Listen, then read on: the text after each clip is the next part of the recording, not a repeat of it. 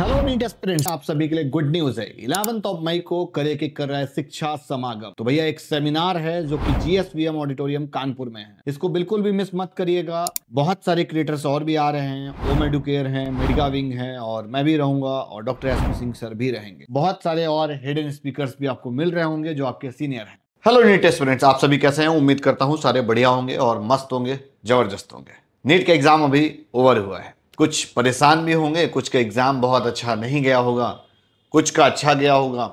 सबके मन में ये चल रहा होगा कि भाई अब मुझे काउंसलिंग करानी है, मुझे कॉलेज कौन सा मिलेगा, कैसे मिलेगा। तो सबसे पहले मैं आपको बताऊं कि अगर आपको कॉलेज अपना जानना है तो भाई करियर किक आपको एकदम फ्री कॉलेज प्रिडिक्टर लॉन्च किया हुआ है।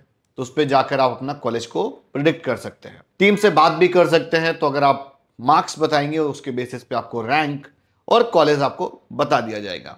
सबसे इंपॉर्टेंट चीज ये है कि अब जो दौर शुरू हो रहा है वो है काउंसलिंग का, कि डॉक्यूमेंट्स क्या क्या चाहिए। ये वीडियो पूरी डॉक्यूमेंट्स पर ही आधारित है। डॉक्यूमेंट्स बड़े इंपॉर्टेंट होते हैं बिकॉज बहुत बार डॉक्यूमेंट्स रिजेक्ट हो जाते हैं और हमारी काउंसलिंग खराब हो जाती है, और एक सिंगल सी की गई मिस्टेक जिसकी वजह से मुझे अलॉटमेंट मिली हुई भी चली आती है, मतलब हमको जो अलॉटमेंट मिलता है वो हमारा खराब हो जाता है। तो डॉक्यूमेंट्स कौन कौन से हैं? सबसे पहले हम बात करेंगे एमसीसी काउंसलिंग की। ऑल इंडिया काउंसलिंग में कौन कौन से डॉक्यूमेंट्स रिक्वायर्ड होते हैं। ऑल इंडिया काउंसलिंग में किसी भी तरह का कोई भी डोमिसाइल रिक्वायर्ड नहीं होता है। सेंट्रल की काउंसलिंग है इसलिए मुझे वहां पर डोमिसाइल नहीं देना होता है। स्टेट काउंसलिंग में एक स्टेट ऑफ एलिजिबिलिटी होता है 85% कोटे में। उस केस में आपको एज पर द गाइडलाइन वहां पर डोमिसाइल सर्टिफिकेट देना होता है। सबसे पहले नंबर पर डॉक्यूमेंट्स आ जाता है 10th 12th की मार्कशीट। तो जब भी आप काउंसलिंग करें तो उसमें ओरिजिनल की स्कैन्ड कॉपी ही अपलोड करें, ब्लर नहीं होनी चाहिए। फोटोकॉपी को स्कैन करके नहीं अपलोड करें। बहुत सारे बच्चे फोटोकॉपी को स्कैन करके अपलोड करके अपना फॉर्म रिजेक्ट कर लेते हैं।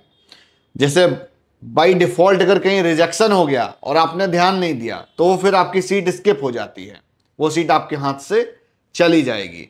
ऐसे बहुत बार यूपी में देखने को मिलता है और ऑल इंडिया में भी होता है। ऑल इंडिया में तो आफ्टर अलॉटमेंट आपको डॉक्यूमेंट्स अपलोड करने होते हैं और बहुत बार फिर उसमें नोटिफिकेशन आता है, वेरीफाई होता है। अगर डॉक्यूमेंट्स गलत है या उसको जो भी उसमें एरर आ रही है वो एरर उस पर मेंशन होकर आएगी। अगर आप उसको री अपलोड नहीं करते हैं तो आपकी जो ऑनलाइन रिपोर्टिंग होती है वो इनकम्प्लीट मानी जाती है।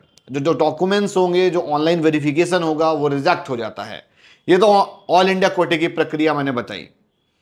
स्टेट काउंसलिंग में क्या होता है यूपी में हमारे यहाँ, कि अगर आप डॉक्यूमेंट्स अपलोड करते हैं और वे वेरीफाई नहीं होते हैं और आप ध्यान नहीं देते उस पोर्टल को, वापस से लॉगिन नहीं करते हैं, तो आपकी जो चॉइस फिलिंग होती है वो एक्टिव नहीं होती है। फिर आपको अगले राउंड का इंतजार करना पड़ता है। और यूपी का सबसे महत्वपूर्ण राउंड होता है राउंड 1।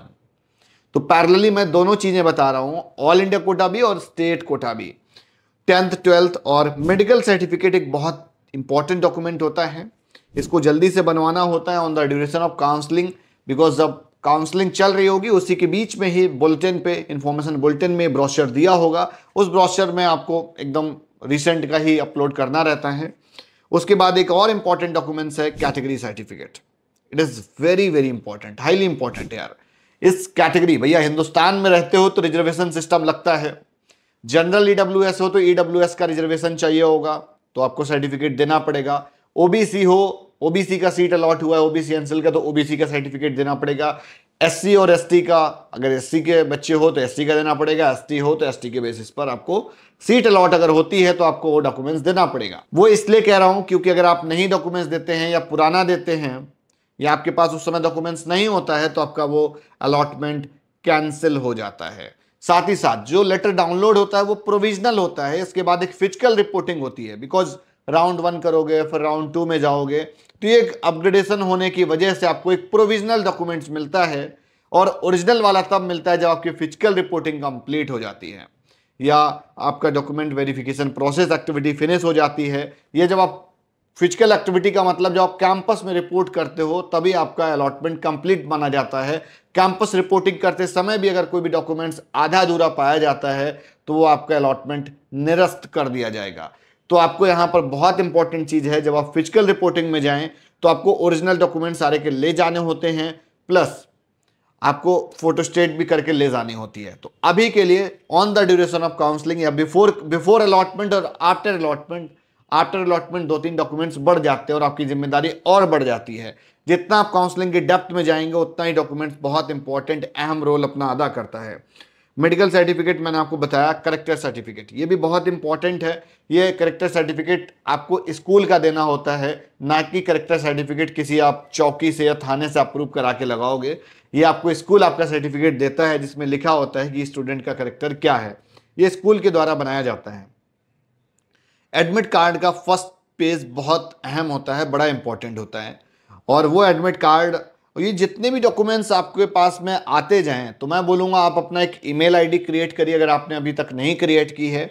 अगर ऑलरेडी है तो आप उसके ड्राइव सेक्शन में अपलोड कर दीजिए नीट का एडमिट कार्ड और स्कोर कार्ड और एक फाइनल कंफर्मेशन पेज आता है। जब आप नीट का पूरा फॉर्म फिल कर देते हैं तो एक फाइनल कंफर्मेशन पेज डाउनलोड के लिए आता है। ये कंफर्मेशन पेज बहुत बार जब आपकी क्लासेस चल रही होती हैं उस समय भी मिस हो जाता है, अगर किसी टीम से इंटरनली कॉलेज से मिस हो जाता है तो वो ये भी डॉक्यूमेंट्स बहुत बार मांगते हैं। तो इसलिए ये आपको सारे डॉक्यूमेंट्स अच्छे से रखने होंगे। पासपोर्ट साइज फोटोग्राफ रखना होगा आपको, करीब 8 फोटोज आपकी लग जाती हैं कंप्लीट काउंसलिंग प्रोसेस में। आधार कार्ड, पैन कार्ड, इसमें बड़ा अहम चीज है, बड़ा इंपॉर्टेंट, हाईली इंपॉर्टेंट यार। इस वजह से बच्चे बहुत परेशान होते हैं पूरी काउंसलिंग में। भाई आधार कार्ड में ओटीपी वेरिफिकेशन, नंबर अपना ठीक करा के रखिए। ओटीपी अगर नहीं आएगा तो आपका लॉगिन नहीं होता है। पहले क्या होता था कि जो काउंसलिंग पोर्टल था वो इजीली लॉगिन हो जाते थे, अब आधार कार्ड का ऑथेंटिकेशन देना पड़ता है। माइग्रेशन सर्टिफिकेट अगर आपके पास में है तो उसको कलेक्ट करके रखिएगा।